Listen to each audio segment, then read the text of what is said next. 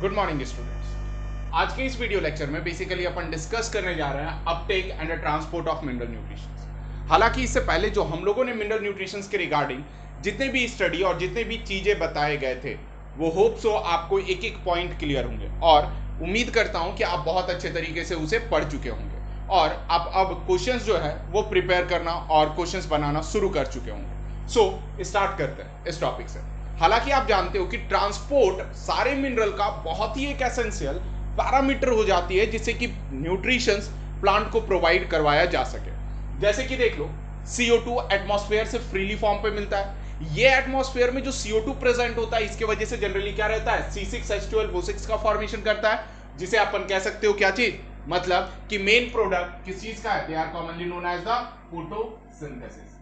यानी फोटोसिंथेसिस के बेसिस पे अगर देखा जाए तो then CO2 essential role play किया। नेक्स्ट आता है दैट इज रिमेनिंग, जो अब CO2 के बिहाफ पे और भी दूसरे हो जाते हैं वो कहां से फुलफिल किए जाते हैं, वो फुलफिल किए जाते हैं by the help of water. जैसा कि आप जानते हो वाटर एक एसेंशियल की रोल प्ले करता है। की रोल किस बेसिस पर, कि की रोल इस तरीके से जिससे कि वो वाटर को इजी तरीके से क्या कर सके, एब्जॉर्ब कर सके। और आपको पता होना चाहिए कि जो भी मिनरल एलिमेंट्स और न्यूट्रिशंस वगैरह होते हैं और मिनरल्स होते हैं वो वाटर के साथ क्या हो जाते हैं, एब्जॉर्ब होना शुरू हो जाते हैं। सो स्टूडेंट्स, अब हम लोग बेसिकली डिस्कस करते हैं किसके बारे में, that is Uptake of mineral ions. Uptake of a mineral ion यानी मिनरल आयन किस टाइप में प्लांट बॉडी में अपटेक होगा, इसके बारे में हम लोग क्या करेंगे, डिस्कस करेंगे और स्टडी करेंगे। जैसे कि देखो कि सारे mineral can not Uptake passively, यानी अब क्या है कि बहुत सारे ऐसे मिनरल होते हैं वो चार्ज होते हैं, डाईवैलेंट होते हैं, मोनोवैलेंट होते हैं, ट्राईवैलेंट होते हैं, टेट्रावैलेंट होते हैं। अब उसे भी प्लांट क्या करता है, एब्जॉर्ब करता है। कुछ ऐसे मिनरल्स होते हैं वो काफी ज्यादा टॉक्सिक इन नेचर होता है जो दूसरे प्लांट एब्जॉर्ब कर लेंगे, जैसे एग्जांपल सेलेनियम वगैरह हो गया। ये सब दूसरे प्लांट एब्जॉर्ब नहीं कर सकते विदाउट पर्टिकुलर प्लांट। सो उसी टाइप में देखा जाए कि all mineral can not Uptake passively, passively नहीं लिया जाएगा। इसके लिए रिगार्डिंग दो फैक्टर के बारे में अपन क्या करते हैं, डिस्कस करते हैं। अब ये दो फैक्टर कौन कौन सा है देखा जाए, दो फैक्टर। पहला तो एक चीज ये कहा जाता है कि mineral present in a soil as the charged ion, यानी जो भी मिनरल प्रेजेंट होंगे वो किस फॉर्म पे होंगे, चार्ज्ड आयन के फॉर्म पे होंगे। और सेकंड जो है that is concentration of a mineral, वो भी किस में, सॉइल में कम होगा। कारण समझो कि अगर इस पर्टिकुलर एरिया में उसकी रिक्वायरमेंट ज्यादा है, सो सराउंडिंग से आप उसे ले लिए, सराउंडिंग से ले लिए तो सराउंडिंग में मिनरल फ्री फॉर्म में तो प्रेजेंट नहीं है। सो क्या होगा, सराउंडिंग में यानी रूट के इर्द गिर्द मिनरल कम रहेगा लेकिन रूट सेल के अंदर मिनरल क्या हो जाएगा, ज्यादा हो जाएगा। ये सेकंड चीज है, that is concentration of mineral in a soil is less with respect to cells of root. अभी समझाया क्यों भाई, क्योंकि जो सॉइल में फ्री मिनरल होगा वो जनरली क्या करेगा, रूट सेल्स तो एब्जॉर्ब कर लेगा। जब तक इस सॉइल में फिर से मिनरल फ्री फॉर्म में नहीं आएगा तब तक कहां से हो पाएगा, एब्जॉर्ब हो पाएगा क्या, ना ना ना। नेक्स्ट देखो, अब क्या है कि मोस्ट मिनरल्स बेसिकली जो एब्जॉर्ब होते हैं वो एक्टिव एब्जॉर्प्शन से टेक्स प्लेस करवाते हैं। जब ये एक्टिव एब्जॉर्प्शन हुआ, और ये एक्टिव एब्जॉर्प्शन का मतलब आपको पता होना चाहिए कि कहीं ना कहीं वो अपने पंप का इस्तेमाल करेगा, जिसके वजह से जनरली क्या होगा, मिनरल एपिडर्मल सेल्स में अपटेक हो जाएगा। नेक्स्ट देखो, उसके बाद आता है क्या चीज, सम आयंस। सम आयन में कुछ आयंस को देख लो कि कुछ आयंस ऐसे होते हैं जो एपिडर्मल सेल्स पैसिवली लेता है, जैसे कि कंसंट्रेशन ग्रेडियंट को लेकर। मान लो कि एपिडर्मल सेल्स के इर्द गिर्द, सराउंडिंग ऑफ एपिडर्मल सेल्स में क्या हो गया कि मिनरल प्रेजेंट है और उसकी रिक्वायरमेंट पड़ रही है, तो सिंपल डिफ्यूजन आपने टर्म सुना होगा। अगर सिंपल डिफ्यूजन के तौर पे देखा जाए तो वो मिनरल आयन इजी तरीके से टू एंड फ्रो कर सकता है, दैट इज एपिडर्मल सेल्स में सम मिनरल पैसिवली मूव कर सकते हैं। अब बात करते हैं एब्जॉर्प्शन ऑफ एलिमेंट का, यानी ये क्या रहा, ये तो फैक्टर्स हो गए, किस टाइप में एब्जॉर्ब होता है ये देख लिए, लेकिन मेन एलिमेंट जो एब्जॉर्प्शन होगा वो किस फेज से होगा। पहला फेज आता है इनिशियल फेज, दूसरा आता है मेटाबॉलिक फेज। नाम से ही क्लियर है बेटा, इनिशियल फेज यानी पहला फेज, प्रथम चरण जिसे कहते हैं, है ना। देखा जाए इनिशियल फेज, इस फेज में क्या होता है, रैपिड अपटेक होता है आयन का। क्या हुआ कि इनिशियल फेज में मान लो कि अब प्लांट ग्रो कर गया, लेट सपोज, इसे आप समझने का कोशिश करो कि प्लांट जो था वो अब फर्स्ट टाइम इसके लीव्स में फोटोसिंथेसिस स्टार्ट हो गया।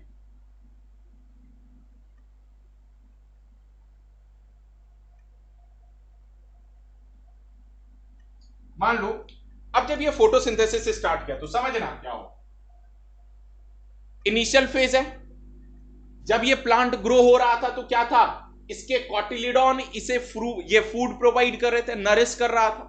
लेकिन अब जब इनिशियल फेज रहा तो अब इस जगह पे बेसिकली लाइट पड़ेगा, लाइट पड़ने की वजह से यहां पर फोटोसिंथेसिस होगा। फोटोसिंथेसिस होगा बेटा, जो आसपास में मिनरल्स होंगे ये मिनरल्स क्या करेंगे, इजिली डिफ्यूज होने का कोशिश करेंगे। कारण क्योंकि उस समय तक रूट सेल के अंदर कोई भी मिनरल प्रेजेंट नहीं था। सो क्या हो गया, रूट सेल्स फ्री स्पेस हो गए, तो रैपिड इनटेक होगा क्योंकि एक्सेस मिनरल सॉइल में प्रेजेंट था ना। सो अब ये रैपिड इनटेक कहां पर होगा, ये रैपिड इनटेक होगा स्पेस जो कि कॉम्पेराइज किसमें होगा, सेल वॉल में। और सेल वॉल में जो स्पेस रहेगा इवन इंटरसेलुलर स्पेस, और जिस चीज को अपन किस टाइप का मूवमेंट कहते हैं, एपोप्लास्ट मूवमेंट कहते हैं। अब जब ये एपोप्लास्ट मूवमेंट करेगा तो बेटा देख अब क्या रहा, इंटरसेलुलर में कंसंट्रेशन ग्रेडियंट पे काम करना शुरू कर गया, यानी बाहर कंसंट्रेशन ज्यादा अंदर कंसंट्रेशन कम है। सो अल्टीमेटली वो क्या करेगा, पैसिवली मूव करेगा ना। सो एब्जॉर्प्शन एपोप्लास्ट पैसिव प्रोसेस होगा और ये नॉन सेलेक्टिव होगा, इसमें एक्सपेंडिचर ऑफ एटीपी रिक्वायर नहीं होगा। आई होप आपको इनिशियल फेज क्लियर हो गया।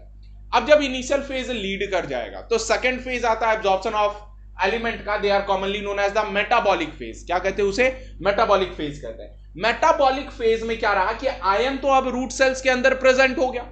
जब आयन इस रूट सेल्स के अंदर प्रेजेंट हो गया यानी आयन अपटेक इनर स्पेस, वो भी कहां पर, space enclosed by plasma membrane, यानी प्लाज्मा मेम्ब्रेन के अंदर जो इनर स्पेस है अब आयन उसके अंदर मूव करेगा। क्योंकि देखो सेल वॉल में था, सेल वॉल में उस समय प्रेजेंट नहीं था तो मिनरल मूव कर गया, लेकिन अब सेल वॉल से अंदर सेल के अंदर डिफ्यूज होना शुरू करेगा।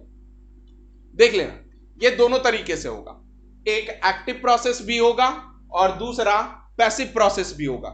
एक्टिव और पैसिव प्रोसेस बेसिकली अगर देखोगे तो जनरली क्या रहा कि कुछ कंसिडर कर सकते हैं, मतलब जब मिनरल काफी इंपॉर्टेंटली रिक्वायर हो गया एक्टिवली एब्जॉर्ब करेगा, लेकिन मिनरल नॉर्मल तरीके से डिक्रीज हो रहा है तो वो पैसिवली, क्योंकि आप जानते हो प्लाज्मा मेम्ब्रेन सेलेक्टिवली परमिएबल होता है। नेक्स्ट जरा देखा जाए पैसिव मूवमेंट जो होगा ये ट्रांस मेम्ब्रेन प्रोटीन से होगा, जिसे अपन क्या कह सकते हैं, आयन चैनल्स कहते हैं। ध्यान रखिएगा ये बहुत बार क्वेश्चन पूछा गया है कि पैसिव मूवमेंट मेटाबॉलिक प्रोसेस का कौन करवाएगा, that is the transmembrane protein, जिसे अपन क्या कहेंगे, आयन चैनल्स कहेंगे। नेक्स्ट मूवमेंट कैसा होगा, एक्टिव होगा, और प्रोसेस कैसा होगा, सेलेक्टिव, क्योंकि आप एटीपी एक्सपेंस कर रहे हो। जब कोई भी बंदा एटीपी एक्सपेंस करता है तो वो चाहता है कि उसे क्या मिले, उसे सेलेक्टेड चीज मिले।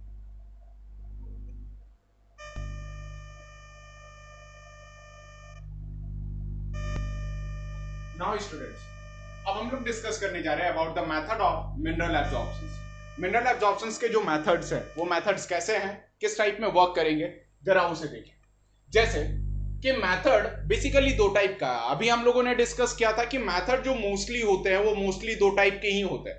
पहला, जिस चीज को अपन सिंपली क्या कह सकते हैं, पैसिव मेथड कहते हैं, यानी सेल अपनी रिक्वायरमेंट के बिहाफ पर वो उस चीज को क्या कर देता, अपटेक करता जाता। और दूसरा, जैसी requirement against the concentration gradient करना पड़ा यानी एक्टिव एब्जॉर्प्शन करवाना पड़ा, वो रिक्वायर हुआ। सो पहले डिस्कस करते हैं अपन किसके बारे में, they are commonly known as passive absorptions के बारे में। पैसिव एब्जॉर्प्शंस वो होता है जिसमें एटीपी रिक्वायर नहीं होता है, यानी ATP not require, that's why मैं यहां पर एटीपी को क्या कर दिया हूं, क्रॉस कर दिया हूं।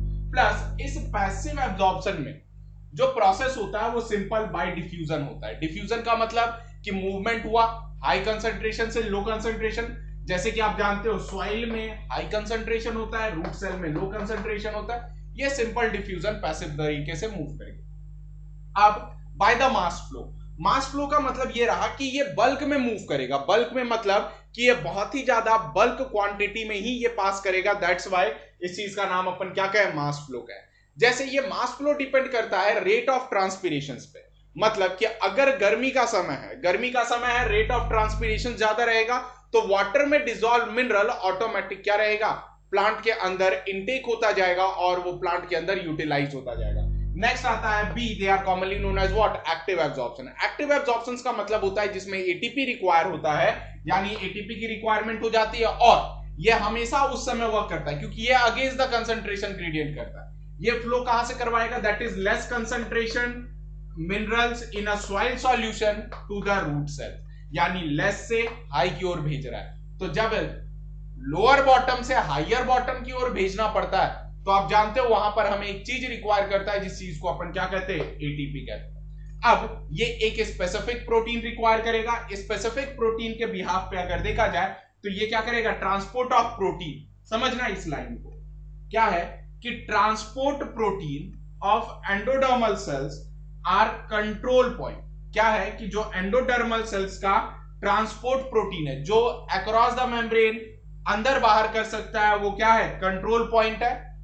Where a plant adjust the quantity and a type of a solute that reach the xylem. वो क्या चीज है कि कहां पर प्लांट जो कि एडजस्ट करता है क्वांटिटी और अ टाइप ऑफ सॉल्यूट, वो रीच कहां पे करता है, जाइलम पे। नेक्स्ट आता है that is the root endodermis, यानी रूट का क्या चीज, एंडोडर्मल सेल्स या फिर एंडोडर्मिस कहते हैं। द रूट एंडोडर्मिस जिसे अपन क्या कहते हैं, सुबेरीन लेयर कहते हैं। सुबेरीन लेयर के पास has the ability to actively transport ions in one direction. मतलब कि जो रूट के एंडोडर्मिस होते हैं जिसमें सुबेरीन प्रेजेंट होता है, आपको पता होना चाहिए that is the Casparian strip. वो सुबेराइज्ड लेयर में अब क्या रहा है कि सिर्फ एक डायरेक्शन में। जस्ट उससे पहले अपन बात करते हैं, जैसे कॉर्टेक्स हो गया, एपिडर्मिस, कॉर्टेक्स, एंडोडर्मिस, फिर पेरिसाइकल हो गया।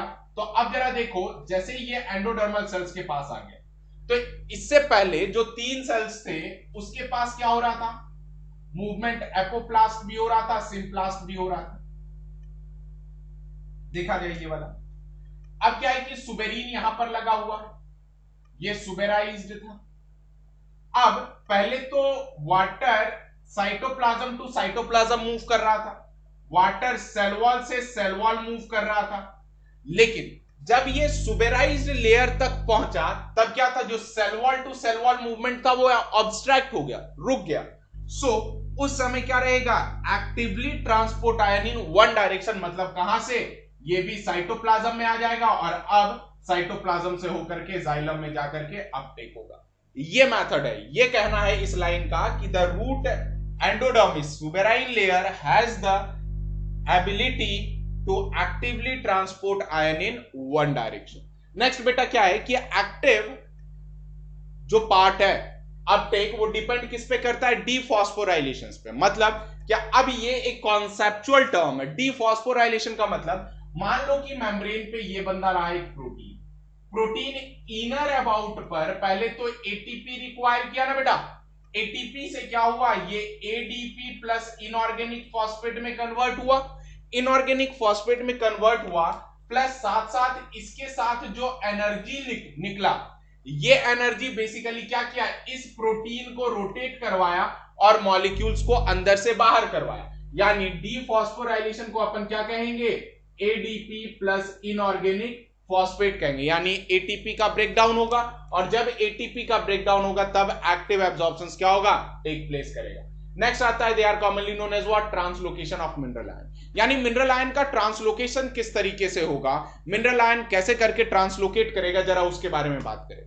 Translocation of mineral ion basically depend होता है बेटा किस चीज पर, सोर्स से लेकर के सिंक पर डिपेंड होता है। किस पे डिपेंड होता है, सोर्स से लेकर के सिंक। सोर्स का मतलब ऐसा प्लेस जहां पर वो बेसिकली क्या हो चुका था, फॉर्म हुआ था। सिंक वो उस रीजन को कहते हैं जहां पर वो आइदर तो स्टोर हो सके और आइदर क्या हो सके, यूटिलाइज हो सके। जैसे ट्रांसलोकेशन ऑफ मिनरल आयन के लिए सोर्स कौन हो जाएगा, सॉइल हो जाएगा। सॉइल होने के बाद ये ऑटोमेटिकली किधर की ओर मूव करेगा, सिंक के तरफ मूव करेगा। सिंक के तरफ मूव करने के बाद, सिंक मतलब क्या रहा, डेवलपिंग रीजन रहा, either apical meristem, lateral meristem, fruits, flower, seeds, developing parts, etc etcetera, जो भी कह लो आप। नेक्स्ट, जैसे ही एज अ सिमिलर, किसके जैसा, तो अपन ने mass flow hypothesis transport in plant में पढ़ा था, same as it is mass flow hypothesis के जैसा। नेक्स्ट आता है बेटा कि मिनरल्स जो होते हैं वो फ्रीक्वेंटली रीमोबिलाइज होते हैं। रीमोबिलाइज का मतलब, मोबाइल का मतलब आप जानते हो कि एक जगह से लेकर के दूसरी जगह मूव करना, they are commonly known as what, remobilise. मतलब पहले कहीं और से मूव करके वहां तक पहुंचा, फिर उसके बाद कहीं और से मूव करके कहीं और तक पहुंचा, they are commonly known as what, mobile. यानी एक जगह से दूसरी जगह कंटिन्यूअस मूव करते जाना।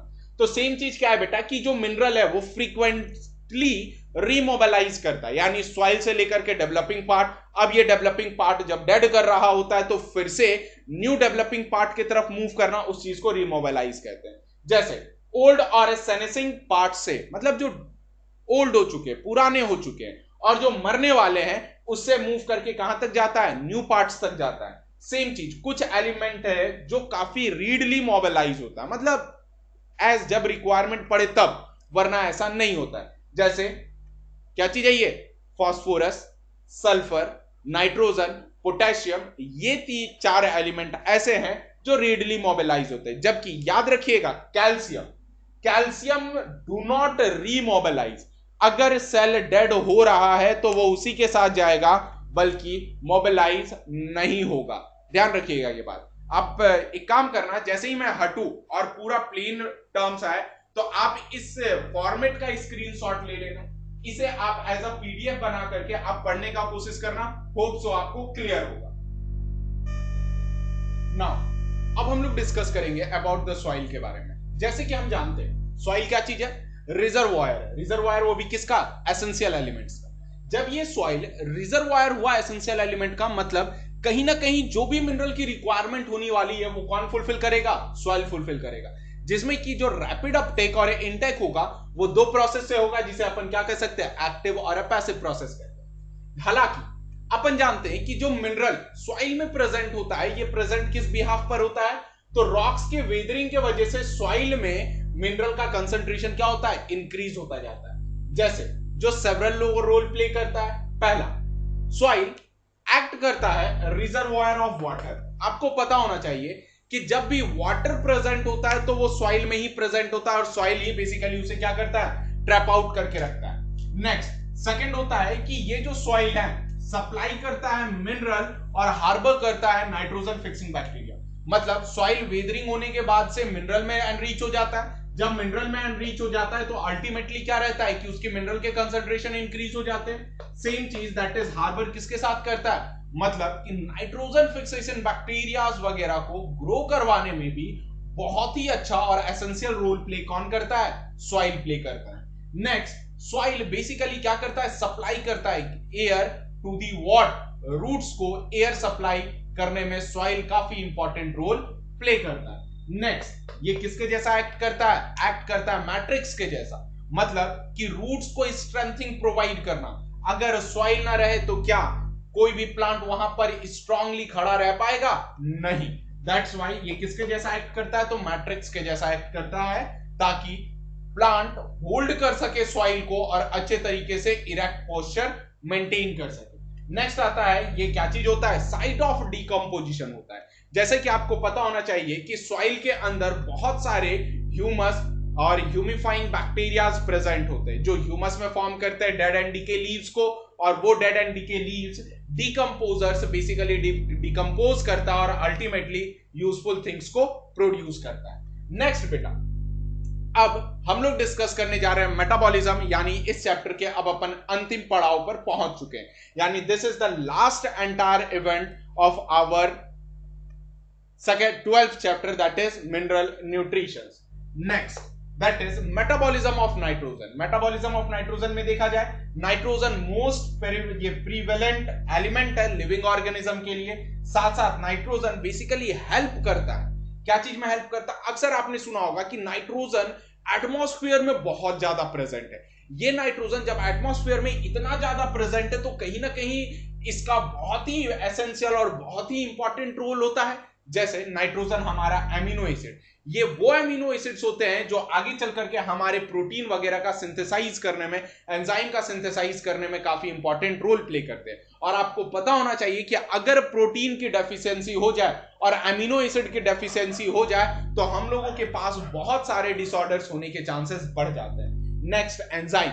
ये नाइट्रोजन हेल्प करता है एंजाइम का फॉर्मेशन। और आप देख लो हमारे बॉडी में कोई भी ऐसा पोजीशन नहीं है जहां पर एंजाइम ना लगा हो और एंजाइम के बिहाफ पे अपना कोई भी काम ना हो सके। नेक्स्ट आता है that is protein, hormone, chlorophyll, etc, सबके सब क्या करते हैं, नाइट्रोजन के हेल्प से फॉर्म करते हैं। नेक्स्ट, नाइट्रोजन जो होता है लिमिटिंग न्यूट्रिएंट है। लिमिटिंग न्यूट्रिएंट्स का मतलब कि एक लिमिटेड वैल्यू के तौर पर लिया जाए, उसे लिमिटिंग न्यूट्रिएंट कहते हैं। किस चीज के लिए, फॉर बोथ नेचुरल और एग्रीकल्चर इकोसिस्टम के लिए। किसके किसके, तो नेचुरल और एग्रीकल्चर इकोसिस्टम के लिए, बिकॉज प्लांट कंपीट करता है किसके साथ, बैक्टीरिया के साथ। किस चीज के लिए, for nitrogen present in soil, यानी जो नाइट्रोजन प्रेजेंट होगा सॉइल में उसके साथ वो बेसिकली क्या करता है, कंपीट करता है। फर्दर अब कंस्टिट्यूएंट्स देखेंगे किसके बारे में, नाइट्रोजन साइकिल के बारे में। एनसीईआरटी में जो नाइट्रोजन साइकिल का फ्लो चार्ट है ये आपके लिए मोस्ट इंपॉर्टेंट है फॉर अपकमिंग नीट एग्जामिनेशंस। याद रखिएगा ये नीट एग्जामिनेशंस के लिए वो जो नाइट्रोजन साइकिल का डायग्राम ड्रॉ किया गया है वो बहुत ही इंपॉर्टेंट है।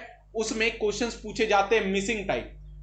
डायग्राम दिया हुआ रहेगा, ए बी सी पॉइंट को मिस कर देगा और पूछेगा इसमें ए का नाम क्या है, बी का नाम क्या है, सी का नाम क्या है। होप आपको ये बहुत अच्छे तरीके से समझ में आ रहा होगा और आप उस डायग्राम को बहुत इंपॉर्टेंट मेंशन कर लिए होंगे। नेक्स्ट, कंस्टिट्यूएंट्स है नाइट्रोजन साइकिल का, जैसे पहला है नाइट्रोजन फिक्सेशन। नाइट्रोजन फिक्सेशन जो होता है मोस्टली जो होगा बेसिकली नाइट्रोजन फिक्सेसिंग बैक्टीरिया के साथ होगा। इवन नॉन नाइट्रोजनस फिक्सेसिंग बैक्टीरिया भी रेस्पॉन्सिबल होंगे N2 फिक्सेशन पे। जैसे कि नाइट्रोजन इसमें किसमें कन्वर्ट होगा, अमोनिया में कन्वर्ट होगा और ये प्रोसेस को अपन क्या कहेंगे, रिडक्शन प्रोसेस कहेंगे। रिडक्शन बिल्कुल आप सही समझ रहे हो, रिडक्शन वो प्रोसेस है जिसमें एडिशन ऑफ हाइड्रोजन होता है और रिमूवल ऑफ नाइट्रोजन होता है। हालांकि आपको पता होना चाहिए कि नाइट्रोजन बेसिकली 3 कोवैलेंट बॉन्ड के साथ जुड़ा होता है अपने दूसरे नाइट्रोजन के साथ, और ये किस फॉर्म पे प्रेजेंट होता है, तो डाइमर के फॉर्म पे प्रेजेंट होता है। Nitrogen ammonia as a reduction. और ये जो मेथड है याद रखिएगा, नाइट्रोजन फिक्सेशन ये दोनों टाइप के मेथड है जिसमें बायोलॉजिकल साथ साथ ए बायोलॉजिकल प्रोसेस भी इन्वॉल्व होते हैं। नेक्स्ट, सेकंड आता है नाइट्रिफिकेशन, यानी अमोनिया नाइट्रेट्स में कन्वर्ट हो रहा है, इस चीज को ऑक्सीडेशन कह रहे हैं, यानी removal of hydrogen, addition of oxygen is known as oxidation. और ये सिर्फ और सिर्फ कैसा मेथड है, ये सिर्फ और सिर्फ बायोलॉजिकल मेथड है। नेक्स्ट जरा देखा जाए कि जैसे ये बायोलॉजिकल मेथड रहा तो आप समझिएगा कि बायोलॉजिकल मेथड के रिगार्डिंग आप लोगों को सिंपल एक टर्म समझना है कि उसमें बायोलॉजिकल मेथड मतलब कहीं ना कहीं लाइव डिपेंडेंट मेथड होता है, उस चीज को अपन क्या कहते हैं, बायोलॉजिकल मेथड कहते हैं। Third, that is the ammonification, यानी प्रोटीन से किस चीज का फॉर्म करना, अमोनिया का फॉर्म करना, इस चीज को हाइड्रोलिसिस कहते हैं। हाइड्रोलिसिस का मतलब आप जानते हो मोस्टली हाइड्रोजन का ब्रेकडाउन होता है।